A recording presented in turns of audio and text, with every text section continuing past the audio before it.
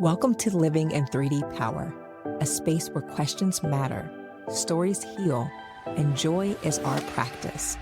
I'm Dr. Amber Sessoms, and each week I sit down with my daughter Emma to talk honestly about life, identity, and the power of wonder. This season, we're guided by a sacred invitation. What would it look like if joy was our strategy, not our reward? Here, we discover truths long buried, discern paths toward freedom, and devote ourselves to living with authenticity and love. Together, across generations, we're learning that joy is not the prize at the finish line. It's the rhythm that carries us forward. Hey y'all, welcome back to Living in 3D Power. And this week, it marks what would have been my great-great-Aunt Jerry's 98th birthday. And it feels like it's the perfect moment for Emma and me to talk about what it means to honor those who came before us and to celebrate those who are still here. So this conversation, it was inspired by my forever mentor, Dr. Rita Smith-Waddell, where I went down to Millersville University, my alma mater, where I also happen to be on the Council of Trustees. And we rededicated the Dr. Rita Smith-Waddell Intercultural Center in her honor. And it was such a beautiful moment because I was in a space surrounded by students and colleagues and community that reminded me that remembrance isn't only about mourning. It's an embodied joy practice, and it's rooted in gratitude and memory and an enduring love that calls us to reimagine our world. And as we prepare for this weekend for our Grams, Emma's great-grandmother's 80th birthday, it's also her namesake, if you didn't catch that, because her name is also Emma. I've been thinking about how essential it is to give people their flowers when they're yet alive. So how do we honor them through our presence, through affirmation and community? And I believe this weekend's going to be a beautiful practice of that, another joy practice. And I also understand that joy and mourning can often live side by side. So Emma and I are talking about that a lot. From her twin who died in utero, to her cousin and my nephew Harlem, who was born stillborn, and remembering that October is Pregnancy and Infant Loss Awareness Month and Remembrance Day. So it's observed on October 15th. And in our home, we honor their lives through story and ritual. Angel wings that once hung over Emma's crib that are now at the threshold to our living room, a small bunny she keeps for her twin, my baby's breath infant loss necklace, and a permanent bracelet with angel wings that I keep on as a daily act of remembrance.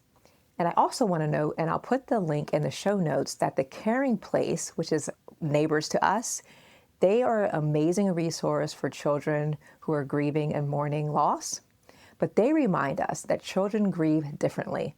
They may not have the words, but they have the feelings. And when we give them space to name and remember, we teach them that love doesn't end when life on earth does. So as you listen, I invite you to think about the ones who shaped you, the ancestors you carried, the babies you carried, and the loved ones still here to receive their flowers. It's me, it's me, it's me. It's me, it's me, it's me.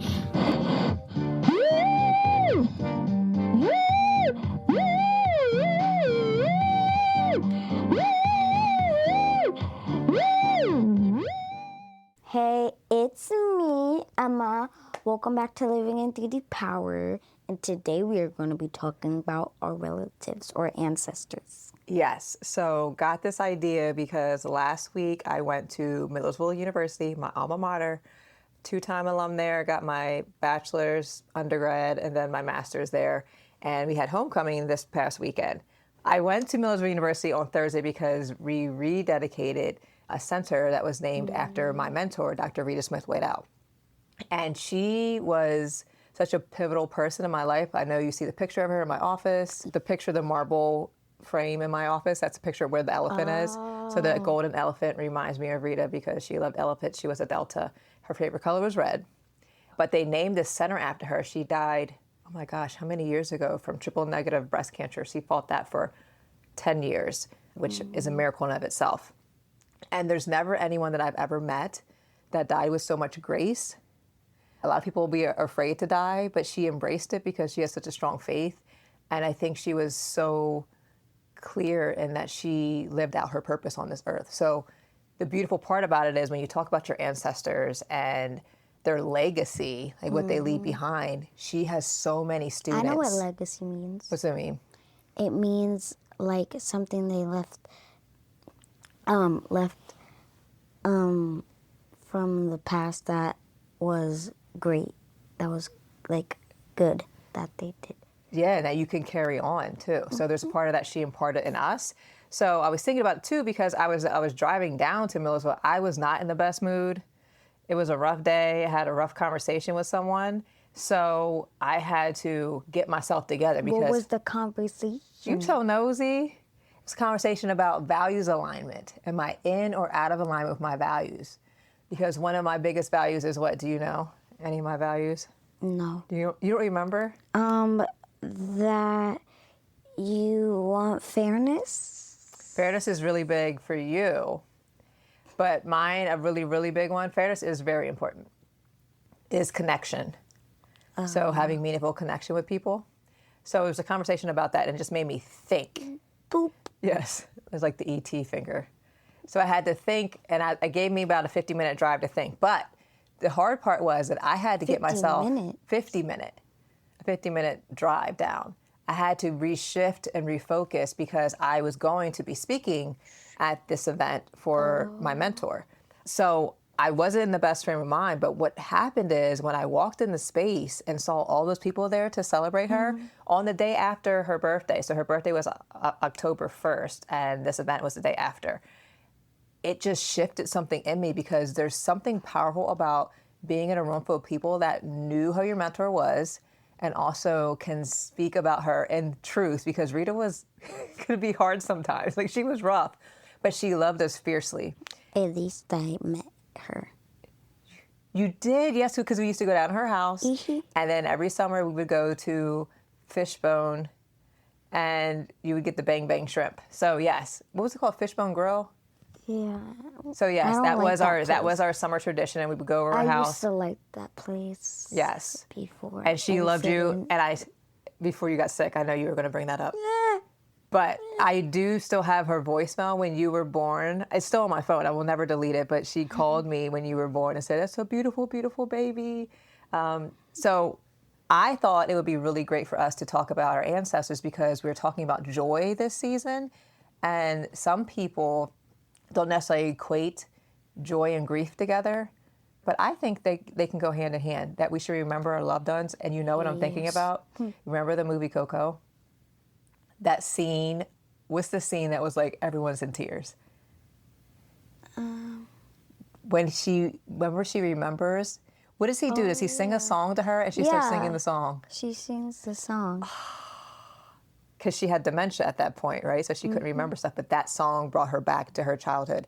And the other pivotal thing about that movie, which I loved, is that if you forget about your ancestors, this is not the part that I love, but They have like a whole pictures of them. right? But It's remember, like it started a family tree. disappearing, or they couldn't come back to visit you because you forgot about them. So the important part is, and this is what we talk about in grief work, is that you have to keep their memory alive. So I thought today, because today is October 6th, it is my great-great Aunt Jerry's and your great-great-great Aunt Jerry's, it would have been her 98th birthday. I did the math. You did the math Mommy last night? didn't. Yes. So Last she was born night. in 19... Yeah, last night. It was yesterday you did the math. Not She was born- last night, last afternoon. Oh, last afternoon. Okay. She was born in 1927. So we have some pictures here, and we're just going to have a conversation about our ancestors and what that means for joy. So here's a picture of Aunt Jerry. I'll put it up on the screen. But this was actually the last picture we took of her before she died. The thing about Aunt Jerry was she didn't like to have her picture taken. So this was highly unusual for her to allow us to do this. So this is Mother's Day. We would go over Aunt Gag's house for Mother's Day, and Aunt Jerry let us take a picture. She even smiled. So you see Jessica, Cousin Penny, Aunt Gag, myself, and Aunt Jerry. So Nice outfit. My outfit. I remember that outfit. I think that was from Gap. the skirt and the top. But you did not get a chance to meet Aunt Jerry, but do you have any stories? When people talk about her, what do you remember? What have you heard people say about her? You always said that she loved when Maya used to dance. Yes. So Aunt Jerry you have never seen one of these, but her and my mom both had the old record players where it kind of looked like this cabinet here. It was a long wooden cabinet. It was a stereo system, and it had an 8-track player. So that's before even cassette players. There was an even bigger cassette, and it had a record turntable in there. So she would go to that and play gospel music. I'm talking like old down south. She ain't even from the south. Gospel music. And Maya would just, because Maya was a baby, she'd be bopping, and Aunt Jerry would just sit there and say, our baby can dance. She can dance. Mm-hmm. And it just brought her so much joy, because the one thing about Aunt Jerry is she absolutely loved children. She raised every single one of us. So I remember when you were born and when you started dancing, it reminded me of Aunt Jerry, because I thought, oh my gosh, if she were to see you dancing, she would be so happy right now. Because I'm happy. Yeah, because you really were dancing. Maya danced a lot, but I mean, you kicked it up like 10 notches. And I was on the chair. You did, yes, you were doing the most. So you definitely would have been such joy for her to see. So it's those moments, though, that can bring a lot of people sadness when they're thinking about, oh, I'm missing out on this interaction with my loved one, or they're missing out on this. But I think it brings me so much joy, because I still believe that she's with us in spirit, kind of like Coco when they come back and they visit us. Little skeleton ghost. But it's just such a beautiful thing. So I think about those things. And also, I have a picture of my mom. This was the last family picture that she took with us. So all these pictures are down on my bookshelf. And my mom right in the center there, this was Thanksgiving. So you remember she actually was peeking out the window, because we have the fire pit outside on the deck. And she just kind of peeked through, because look how little were you? Oh my gosh, Grandma's holding you. That's how small you were. I remember that. She was like, come on, I gotta pick you up. Yeah. She can't pick me up anymore. Probably not. I'm too big. Yeah, but this picture we had most of the family together for Thanksgiving, and this was the last holiday that my mom spent with us, because this was 2019, and then COVID came, in March, and my mom died 2 days after my birthday on April 18th. But I remember we were talking to her on the phone, because she wasn't able because of quarantine, but she felt ill really quickly, and she passed away so quickly. But thankfully, we were able to go see her anyway. And I don't know if you remember her service, but we had to have a graveside service. We couldn't even have it in a funeral. I remember the rain. You remember the rain? Yeah. I don't think it rained that day, because we were all outside at the graveyard. It's the cemetery where all of our family is. And I set up a tripod, and I live streamed the funeral service so that our family who weren't able to make it, that were in Philadelphia or wherever, could watch it, because it was quarantine time. So we had to be spaced out outside, and it wasn't a traditional way. It was? Maybe it was drizzling. It was raining. You had an umbrella. I don't remember that. But I remember that we all wore my mom's jewelry. Because what did my mom give you before she died? Her jewelry. And we still don't really know why Yeah, she decided to give it to you, but maybe Graham will know. But she gave you all of her costume jewelry, and you never got to go into the White House. We called my mom's house the White House. It was a 3-story house. And on the second floor, she had a middle room where there was a bed, and she had a big dresser, and she had all her jewelry on there and her beautiful brushes and hair combs. And I used to go in there and play with her jewelry. So for her to give that to you was super special, because that's a memory that I have from my childhood. And then she gifted you with all that jewelry. Speaking of Graham. There is this little stone thing that was from 10 years ago. for a party. Why you say it like that? You could say what the party was. It was her 70th birthday party. Yeah, her You were a 70th. baby, though. You weren't even 1 yet. I wasn't even conscious. I don't remember that party at all. Well, yeah, you were a baby. So there's a lot of pictures of her when she was a baby. Yeah, look at her in that carriage. Remember we went to that antique store and we saw that buggy? That was Graham's carriage. Because Graham was born. Do you know what year she was born in? The 40s? 1945. So she's going to be 80 this Saturday, October 11th. And so this was for her 70th, and we had it at the Hershey Lodge, and we're having a party at the exact same place, in the exact same room again. And during her But 70th. the theme's different. Do you know what the theme is? 80 and exalted. 80 and exalted. Yes. So She's making us wear all black. I know people are like, all black, but the point is that Graham's supposed to stand out because it's her birthday, and then it makes the pictures look better because she's going to pop in the group pictures, and we're all going to be in uniform, kind of, and then she'll be able to stand out. But it keeps the focus on her. You need to give me black shoes. I know. We got to And find black nails. shoes. No, we're not doing all that. We don't need no black nails. Lord. If you stop biting your nails, maybe we can get some paint on those things. Bad habit. Yes, so 70, there actually wasn't a theme. Not that I recall. It looked like red, white. Well, and she was black. wearing red, and we wore black and white. But in terms of like a theme, in terms of like a saying, in terms of, what did I say? 80 and exalted.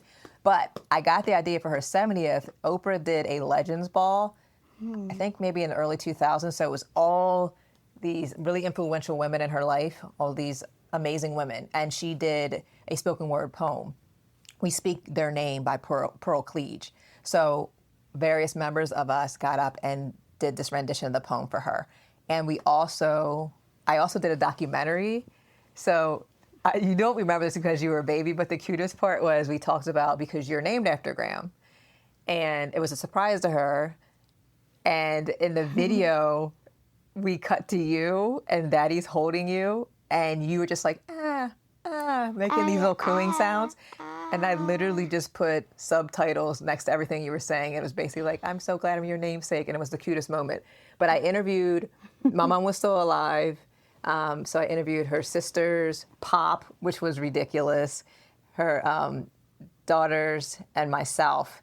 And that was a surprise too, but it was really nice. And this time, and that's a fact, that's Pop's line. But my mom closed it out for her 70th, and she said, okay, well, that's all I got, Emma.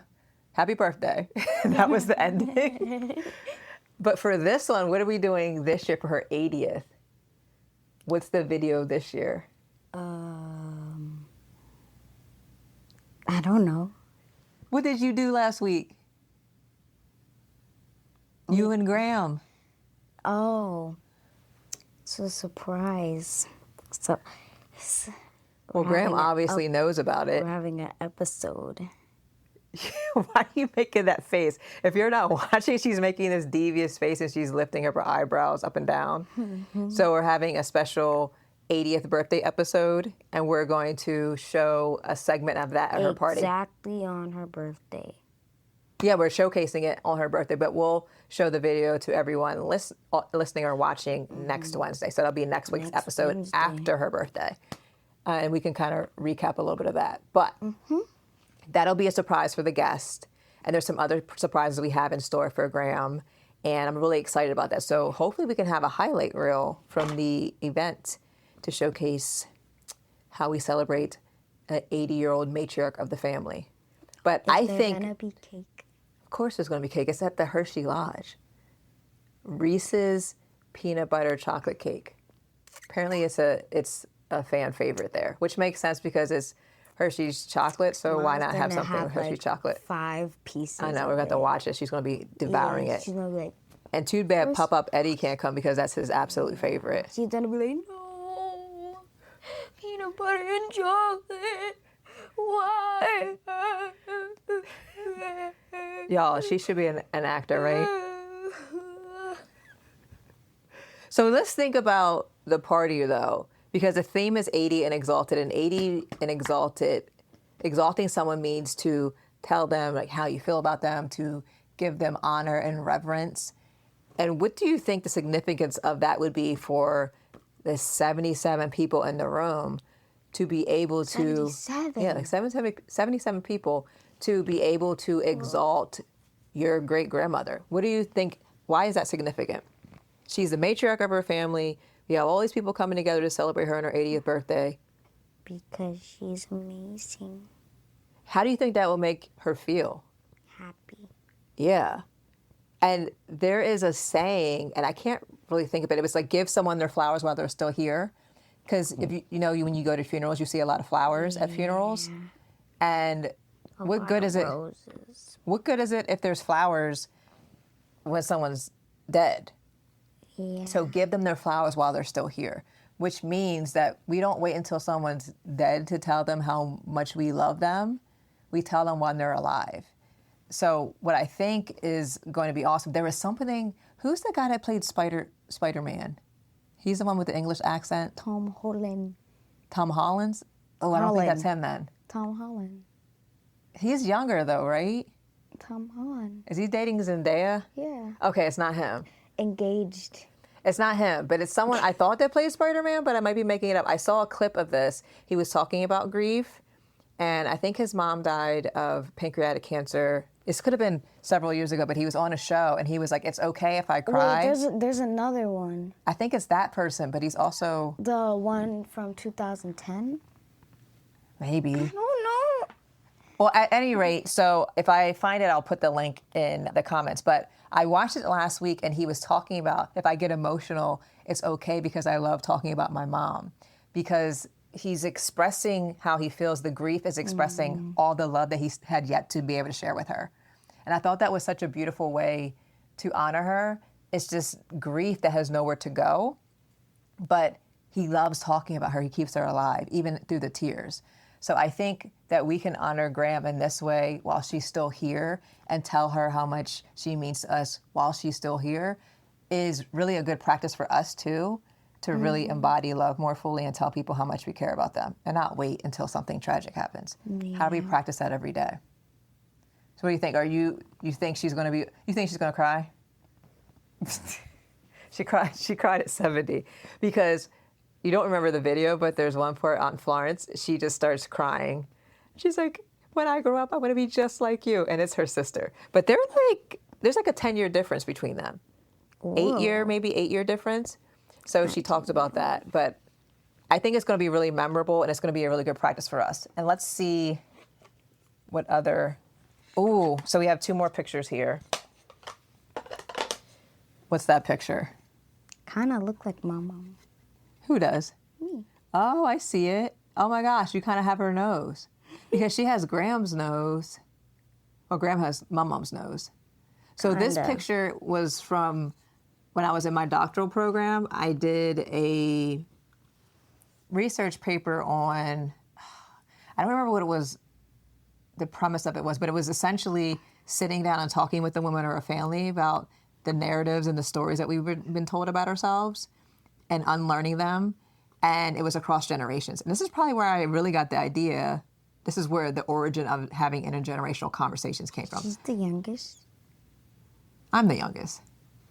It's not in order. Oh. Who made this? You? No, I took the pictures, but this was made, yeah. Kristen, Terry's wife, her cousin Kristen. She made this for all of us after my mom died. This was just a really nice gift that she gifted all of us. So she took the pictures and made it into this. I think that's what happened. Or I think maybe I did this mosaic and she just printed it. But at any rate, this conversation that we sat down with during my work really brought up some stuff about our childhood, some stuff. And I think I remember at one point, Aunt Florence asked me if I ever asked my mom about my natural hair, because back then I had the loose curls. And I came home, this is the tie-in with Rita. So when I was in college in 2000, so I started college in 99, I meet Rita. Rita has these amazing, beautiful locks. I had never been really around I had never had a black educator before, let alone someone so confident in who they were and their blackness. And I remember her asking me a question about, why do you straighten your hair? Why do you relax your hair? And it was something really, I was just like, because I like it. But she was forcing me to really think about, do you think that it makes you prettier, more desirable to have your hair like that? Why can't you wear it natural? So what I did was I was running track and I was getting relaxers and my hair was breaking off because I was sweating so much. And also I heard Rita in my head, I'm damaging my hair for the sake of what? A beauty standard that's not even real. So I cut all my relaxer out of my hair. I went home, had my hairdresser cut the relaxer out, and she shaved my head down.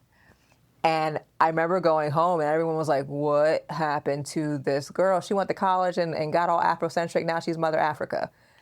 And I never looked back. So I've been natural since 2000. I want my natural hair back. Well, you're still natural, but you mean the loose curls.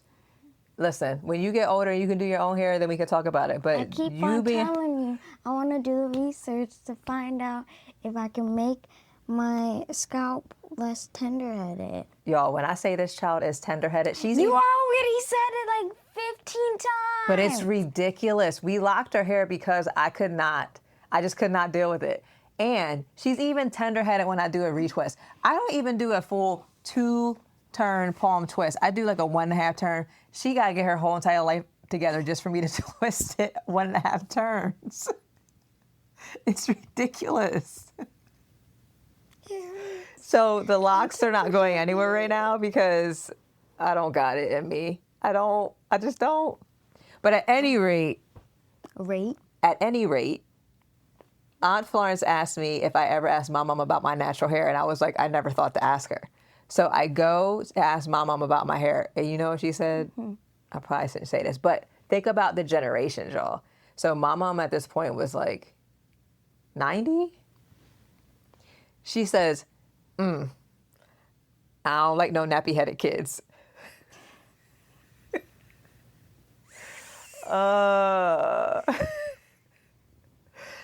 So, but it never occurred to me to ask her what she thought because I was like, what does it matter? But the funny part was also about that is, at that point, my mom's hair was natural. And I don't actually know, now that I think about it, if my mom ever had a relaxer. Look at these pictures, though.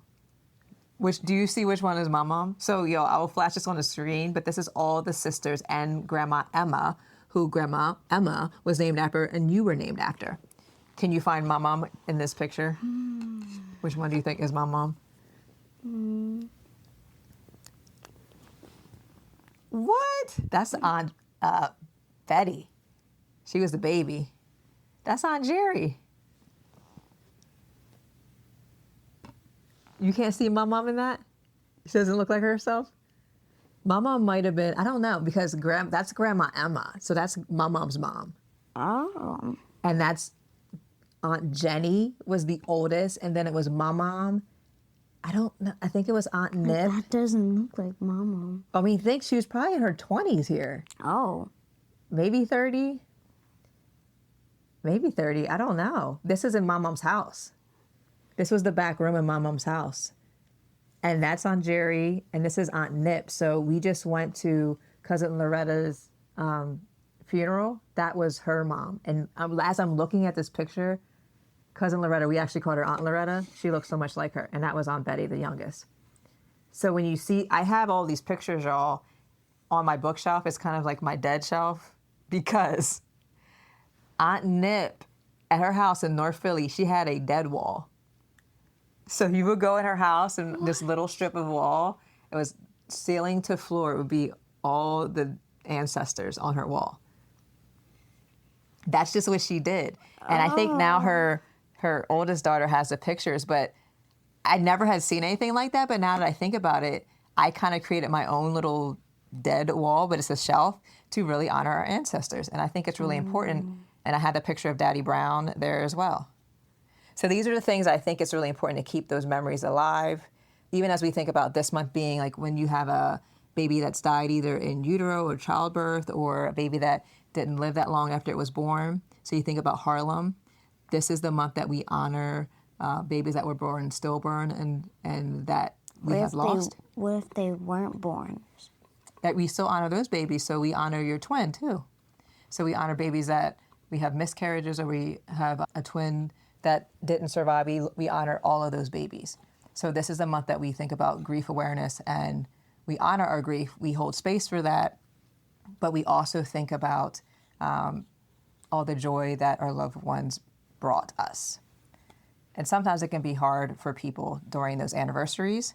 So like today being an anniversary for Aunt Jerry, some people really struggle or they might feel something in their body. I have a friend who lost her son to an overdose, and even around that anniversary, something happens in her body. She can't always pinpoint it, but it shows up in your body. I have another friend, same thing happened. Her brother died, and she goes, oh, she's always off around that time. Totally normal, but it's just noticing it and recognizing it, and what do you do to honor that person?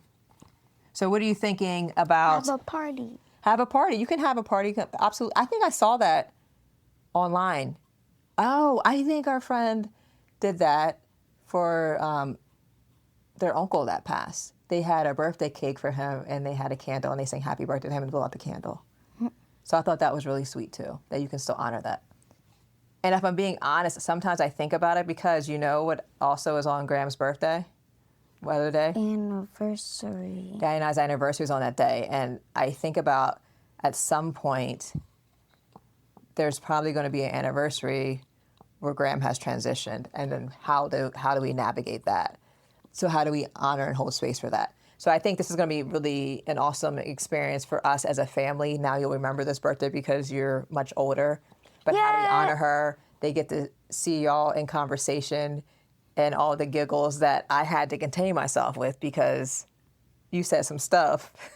Graham kind of turned into mum at some point. The first take was fun. The first take because she didn't know we were filming? Well, you didn't tell me we were filming. So what kind of practices do you think that we could do to honor our ancestors? What's something that we can do as a joy practice? Celebrate them. So we're kind of doing that today, right? Talking about them. On their birthday, we have a group text for the family. And this morning I sent... on it. Because you don't have a phone. Do I have to have a phone to be on a group text? No. Well, you going to have an iPad? Yeah. Oh, and as your iPad is ding, ding, dinging all day because you and your little friends are texting? That's a lot. Yeah, we're going to hold off on the phone. This is why you can only get a couple hours on the iPad because it's unnecessary. Yeah. I feel like it rots your brain. You're on the phone a lot, too. I'm on the phone a lot. I was editing a video. But still. My brain's still not developing. Is it dusty? Oh, my brain's my. still not. My brain's not developing yet. Yours though. Your brain develops until you're at least 25. Your frontal lobe. 25. And who knows what happened with COVID or this technology? It might be 30 now or 35. I'm way more smarter than the people. You're what? I have a better vocabulary than people at my school. You do? When a teacher says, do you know this word? I'm like, yes. And then most of the other people are like, no. You always liked words. And I use them a lot, too. Yeah, you use, I know. It's not even that you will even read the word. You'll hear the word and you'll be like, what's that word? And then it's like you just put it in your memory bank and you use it in a sentence almost immediately. That's definitely a strength for you. This is preposterous. So I think we have found another joy practice. So if you are feeling low, thinking about a loved one, killing my throat, how do you honor them in a way that you can reclaim that joy? Yes. That you can be grateful for what they brought into your life?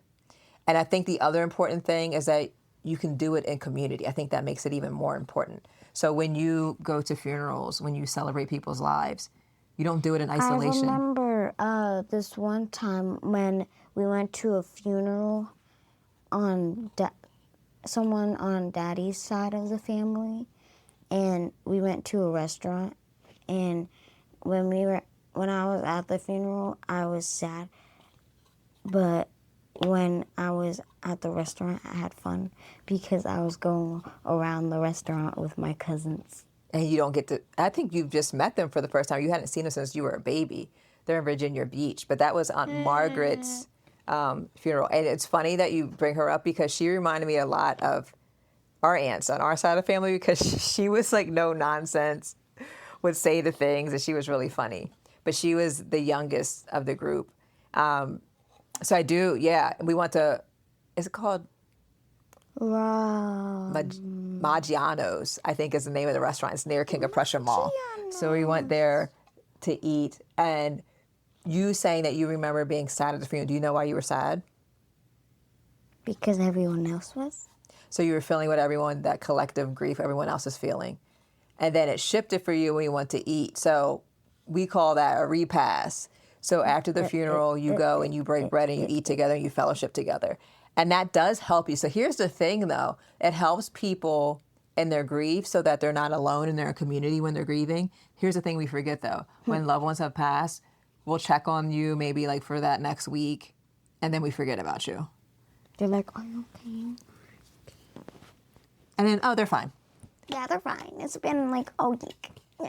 Yeah, and people will always say, you know, check on people months from now or holidays. But I also remember someone saying to me, it's not just holidays. Like major holidays that everyone thinks about, it's those anniversary moments for people. So birthdays, and it could be special moments to them. So someone could be grieving, or that grief might bubble up to the surface and you might not know it because, oh, it's only on Christmas that people get sad about their loved ones. No, it could be any day of the year because they're still tethered to you. Yeah. There's actually a book on that called Heartstrings, particularly for childhood grief, that you're still connected, you're still tethered, that string is still attached to the person in heaven. So I think those things are really important. I'm really glad that we had this conversation about thinking and honoring our ancestors, particularly honoring Aunt Jerry today on what would have been her 98th birthday. She would... Technically, she is 98. She is 98. Or she lives for all eternity now. Mm-hmm. But she had some of the best qualities out of all of us because she nurtured and took care of everyone in the family. And all of my childhood memories are really wrapped up in being at her house and one Genesis Court, or when she lived in other parts of Genesis Court. But that was the summers with her, listening to soap operas, One Life to Live, All My Children, General Hospital. Like my mom used to like Judge Judy and all those shows. Right. But thinking about all of those things and remembering those things. So there was a question. Someone had an icebreaker question. I was at some event. Oh, I think I was at church and someone had an icebreaker question. And the question was, what was your favorite childhood candy? So what was your favorite childhood candy? You're still a child, so. Well, I have a lot, but I'm going to pick one when I was a toddler and from now. My favorite candies when I was a toddler was, you know those little sticks of like... Pixie sticks? Yeah. Ugh. No, because that was a memory I had. What's the memory? Before, before my dance recital, I had pixie sticks. And like my whole group, One of the dance moms gave them to you? Yeah. Man, pure sugar. And then, what's Smarty Pants? Smarties? Smarty Pants. Smarty Pants are just called Smarties. Smarty Pants. What are Smarty Pants? I thought that's what it was. No, they're just called Smarties. Same thing. Those are your two favorite candies? From when I was a toddler. So what about now? Nerds Gum Custards. They are good. So when they asked me this question, it was tied also to a memory, but it was tied to Aunt Jerry. Because what candy do I always try to find? We were in some nostalgic candy store in Lancaster, and what was it? Do you remember the candy? The like peanut chews. Peanut chews. I don't know who makes the brand, but there's a milk chocolate one and there's a dark chocolate one. And anytime I see those, it makes me smile and think of Aunt Jerry. And I'll take it. I'll take a picture and I send it to Penny because people say that we were her favorites. That's not true, y'all. Penny was definitely her favorite. But when I see those peanut shoes, it makes me think of her. Or you wanted plums this summer, and plums make you think of Aunt Jerry, or Aunt Jerry used to eat cherries. I love cherries. So those little things I think are really important. So to keep those memories alive, and when you experience those things, or when you eat those things, or when you have that memory, sit with that a little bit and honor them. I think those are ways that we can keep them alive. So when you think about in Coco, where people stop talking about them, where people stop honoring them, that much from then Coco. you don't remember your ancestors. And how do we keep the legacy alive and pass it on to generation to generation? Because By these pictures. by these pictures. And also the thing I think about is with Daddy Brown, you didn't get to meet Daddy Brown either. He died before you were born. But the one day you were very little, you said something about Daddy Brown that you would have never known. And so these are these things where we say you've been here what before. did I say? I don't remember, but you just were talking about him. And I was like, what in the world? I think I said, like, he was in the war. Maybe. I actually don't know if he was in the war, but he was in the service. I don't think he was in the war, but he was in the service. I don't know what I said. But those are the kind of things I think are important, that we don't shy away from that, but we talk about that and we honor them. And this is also Yeah. why it's important that we continue to take pictures while we're here, so that at different stages when I'm older and when I'm gone, that you can look back, like you And look when back. I'm older, Well, I'll be gone and then you'll still be here, right? But the thing is that you can look back. You know how you said you looked at my mom and you saw yourself? So when you look back through pictures of me, you can be like, oh my gosh, I kind of look like mom when I was that age. Those are important things to remember your loved ones by. So make sure you take pictures. Make sure you pictures. talk about your loved ones Pictures. and continue to honor them on certain anniversaries. And when you're feeling sad, embrace that too, because that's just grief okay. that doesn't have a place to go. Only one night, though. Only one night, though. So what's your chicken nugget wisdom for this episode as we think about and close out talking about ancestors and how that still holds space for I joy? have a challenge for you guys. Ooh, a challenge. That's good. The challenge is to find a picture of one of your relatives or take a picture with one of them. Oh, should they reflect on something when they find the picture? Yes. What should they do? Maybe write about it, draw about it, what? Talk about it? Talk about it or write about it. Do you have a question that you would pose to them, like they should think about when they find a picture of their loved one? They need to think about one thing that they love doing with them. That's important. And think Yes. about how it makes you feel. Think about how maybe you can carry that. If it's a tradition, maybe it was making cookies or singing songs or gardening, whatever it could be. How do you carry that on with the future generation, right? Mm-hmm. I think that's really great, Emma. That's your practice for the week. That's your joy practice for the week. Bye. That's your joy practice for the week. Sorry. And then we will see you next week for the special episode with Great Grandma. See you next time, y'all. I'm so glad you joined me and Mommy for this episode of Living in 3D Power. I hope you like it. Now do me a favor before you leave. Subscribe to our Substack and make sure you subscribe to wherever you listen to podcasts too. And hey, do me another favor. Share this episode with a friend or family member. If something we said made you laugh, made you smile, or you know it might mean something to them, just send it away. Okay, one more favor. That's a lot of favors, I know. Head over to the comments on our social media. Tell us what made you say, "That's deep, bro." Because your words encourage other people and they encourage us too. See you next time.